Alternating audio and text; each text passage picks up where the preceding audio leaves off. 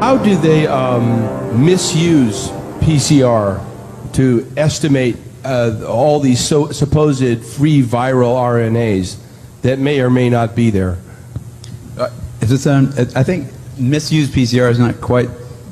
I don't think you can misuse PCR. No, the results, the interpretation of it. See, if you can say, if they could find this virus in you at all. And with PCR, if you do it well, you can find almost anything in anybody. It starts making you believe in the sort of Buddhist notion that everything is contained in everything else, right? I mean, because if you can amplify one single molecule up to something that you can really measure, which PCR can do, then there's just very few molecules that you don't have at least one single one of them in your body, okay? So that could be thought of as a misuse of it, just to claim that it's meaningful.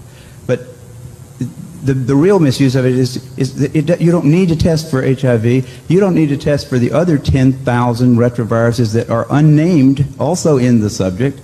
See, somebody that's got HIV generally is going to have almost anything that you can test for because they have definitely been. HIV is a fairly rare virus.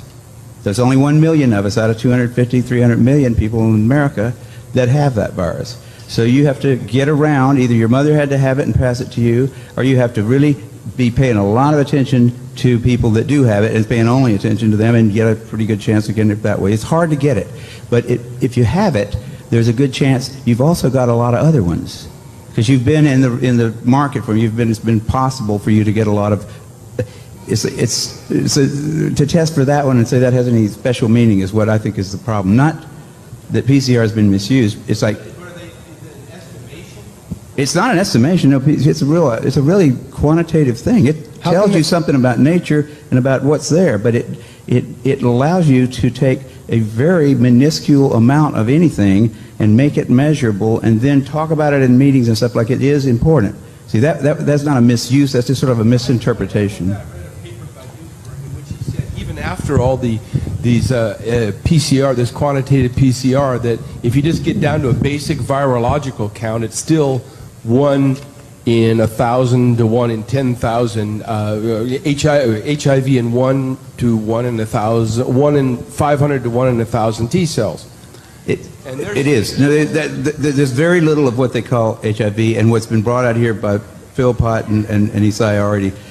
The measurement for it is not exact at all. It's not as good as our measurement for things like apples. An apple is an apple. You know, you can get something that's kind of like, if you got enough things that look kind of like an apple and you stick them all together, you might think it's an apple.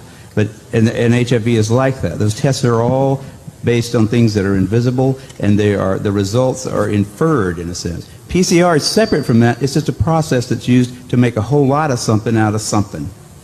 That's what it is. But it's not.